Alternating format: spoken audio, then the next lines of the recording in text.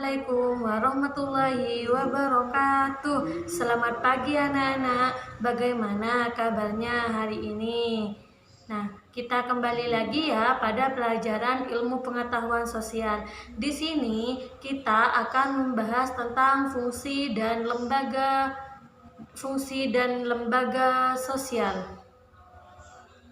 Nah, sebelum Ibu lanjut pembelajaran pada pagi hari ini, marilah kita berdoa terlebih dahulu ya anak-anak, agar ilmu yang kita dapatkan barokah dan manfaat. Berdoa mulai. Berdoa selesai. Nah, setelah kalian baca doa, marilah kita absensi terlebih dahulu. Absensi dilakukan ketika kalian sudah melakukan penontonan video yang akan di-share oleh Ibu. Nah, tetap jaga kesehatan, jangan malas-malas untuk belajar. Di sini tujuan pembelajaran ialah siswa dapat menjelaskan tentang fungsi dari lembaga sosial. Siapa yang masih ingat pada pelajaran minggu kemarin?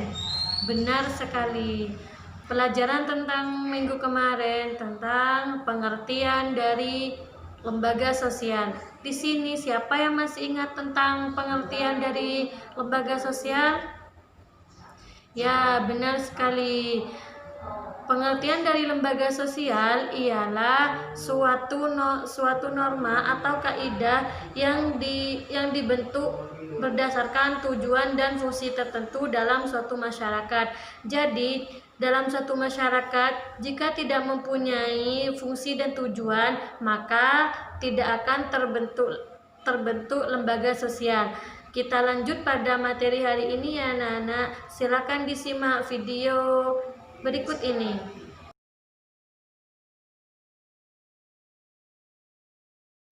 Jenis dan fungsi lembaga sosial. Di dalam masyarakat Indonesia yang heterogen, terdapat berbagai jenis lembaga sosial di mana satu sama lain saling berhubungan dan saling melengkapi dalam memenuhi kebutuhan masyarakatnya.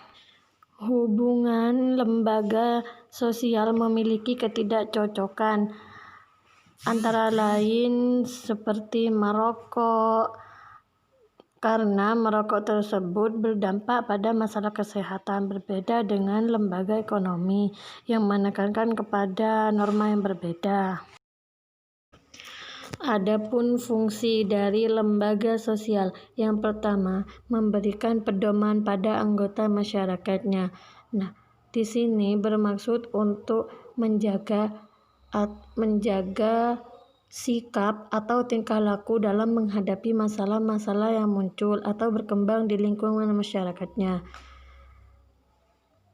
Yang kedua, menjaga keutuhan masyarakat yang bersangkutan. Nah, lembaga sosial ini bermaksud untuk menghimpun dan mempersatukan anggota-anggotanya agar tercipta integrasi dalam masyarakat.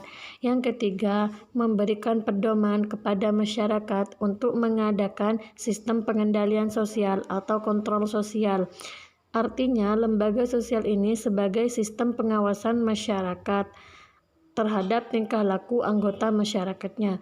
Nah, di dalam jenis lembaga sosial ini terdapat lembaga keluarga, pendidikan, agama, dan politik. Lembaga keluarga merupakan unit sosial yang terkecil dalam masyarakat yang terdiri dari ayah, ibu, dan anak. Nah, anak inilah yang nantinya berkembang dan mulai bisa melihat dan mengenal arti diri sendiri. Kemudian, ia mulai dikenal sebagai individu. Keluarga ini berperan untuk membina dan membimbing anggotanya untuk beradaptasi dengan lingkungan fisik maupun lingkungan budaya. Nah, apabila semua anggota sudah mampu untuk beradaptasi dengan lingkungan di mana ia tinggal, maka kehidupan masyarakat akan tercipta menjadi kehidupan yang tenang, aman, dan tentram. Keluarga ini terbentuk dari sebuah perkawinan yang sah menurut agama. adat, dan pemerintah. Dalam keluarga diatur hubungan antar anggota keluarga. Setiap anggota mempunyai peran dan fungsi yang jelas. Nah, di dalam keluarga ini terdapat 7 fungsi, yang mana yang pertama ialah sebagai berikut. Adapun yang pertama ialah fungsi reproduksi. Dalam keluarga, anak-anak merupakan wujud dari cinta kasih dan tanggung jawab suami istri meneruskan keturunannya. Keluarga mempunyai fungsi reproduksi, artinya dari pernikahan diharapkan akan memberikan keturunan. Yang kedua, fungsi proteksi atau perlindungan. Di dalam keluarga juga memberikan perlindungan kepada anggota keluarganya, baik perlindungan fisik maupun bersifat kejiwaan. Apabila dalam suatu keluarga terdapat rasa aman, maka proses-proses sosial di dalam keluarga juga dapat berjalan secara harmonis. Yang ketiga, fungsi ekonomi. Pada umumnya, dalam sebuah keluarga, ayah merupakan kepala keluarga serta menjadi tulang punggung keluarga. Nah, di sini ayah mempunyai kewajiban memenuhi kebutuhan ekonomi anak-anaknya. Pada masyarakat modern, tidak menutup kemungkinan ibu juga mencari nafkah untuk membantu perekonomian keluarganya. Suami dan istri memikul tanggung jawab ekonomi terhadap anak-anaknya. Nah, di sini dibutuhkan kerjasama baik antara ayah dan ibu dalam mengelola pendapatan untuk menjadikan keluarga dapat memfungsikan ekonomi secara efektif dan efisien. Adapun yang keempat ialah fungsi sosialisasi dan fungsi afeksi. Nah, fungsi sosialisasi ini keluarga berperan untuk membentuk kepribadian anak agar sesuai dengan harapan orang tua dan masyarakat. Nah, keluarga ini merupakan sosialisasi pertama bagi anak atau disebut dengan sosialisasi primer. Untuk yang fungsi afeksi, di sini keluarga memberikan kasih sayang dan perhatian pada anak-anaknya. Dalam keluarga diharapkan akan memberikan kehangatan perasaan pada anggota keluarganya, seperti seorang bapak yang tetap memberikan perhatian dan kasih sayang kepada anak-anaknya tanpa membeda-bedakan. Adapun fungsi yang keenam dan ketujuh ialah fungsi pengawasan sosial dan fungsi pemberian status. Nah, fungsi pengawasan sosial ini merupakan fungsi keluarga yang mana pada dasarnya saling kontrol atau saling mengawasi karena memiliki tanggung jawab dalam menjaga nama baik keluarga. Untuk fungsi yang ketujuh tentang pemberian status, yang mana lembaga ini merupakan lembaga perkawinan akan mendapatkan status atau kedudukan yang baru di masyarakat, yaitu sebagai seorang suami atau sebagai seorang istri.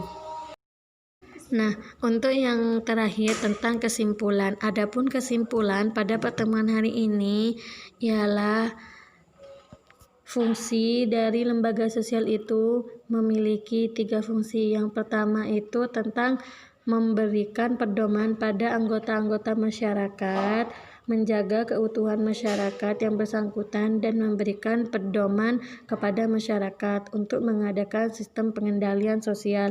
Nah, di sini terdapat lembaga keluarga, yang mana lembaga keluarga itu merupakan unit yang terkecil dalam masyarakat yang terdiri dari ayah, ibu, dan anak. Di dalam lembaga keluarga ini memiliki 7 fungsi. Adapun fungsi yang pertama ialah fungsi reproduksi. Untuk fungsi yang kedua yaitu tentang fungsi proteksi, yang ketiga fungsi ekonomi, dan yang keempat fungsi sosialisasi serta fungsi afeksi, fungsi pengawasan sosial, dan fungsi pemberian status. Nah, mungkin hanya itu kesimpulan pada pagi hari ini. Untuk yang terakhir ini ibu akan memberikan kalian tugas sebagai tolak ukur sampai mana atau sejauh mana kalian memahami pembelajaran pada pagi hari ini. Jangan lupa dikerjakan ya anak-anak. Tugasnya akan ibu share link dan kalian harus mengerjakan. Ibu akhiri pada pertemuan hari ini. Wassalamualaikum warahmatullahi wabarakatuh.